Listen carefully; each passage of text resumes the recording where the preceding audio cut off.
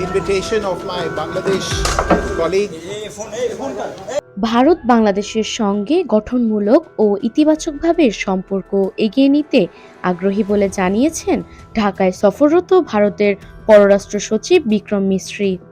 তিনি বলেন, দুই দেশের জনগণের স্বার্থে বাংলাদেশের অন্তর্বর্তী সরকারের সঙ্গে ঘনিষ্ঠভাবে কাজ করতে আগ্রহী দিল্লি।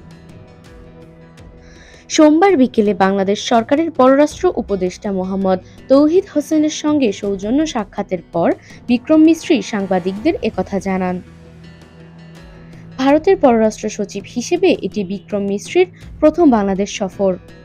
ভারতের পররাষ্ট্র সচিব হিসেবে এটি বিক্রম মিশ্রির প্রথম বাংলাদেশ সফর।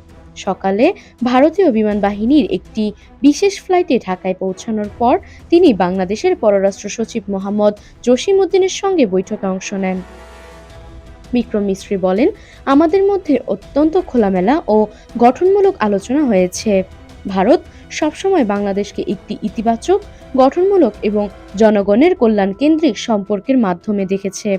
ভবিষ্যতেও এই সম্পর্ক এমনই থাকবে। তিনি আরও যোগ করেন, উভয় দেশের জনগণের স্বার্থে পারস্পরিক সহযোগিতা অব্যাহত থাকবে। আমরা বাংলাদেশের অন্তর্বর্তী সরকারের সঙ্গে কাজ করতে প্রস্তুত। বৈঠকে সম্প্রতি ঘটে যাওয়া কিছু পরিস্থিতি এবং সমস্যা নিয়েও আলোচনা হয়েছে।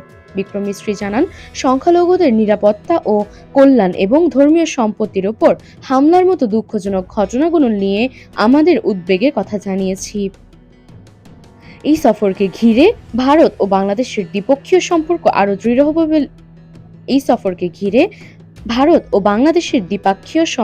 আরও দৃঢ় হবে বলে আশা করেছেন উভয় দেশের নীতি নির্ধারকরা।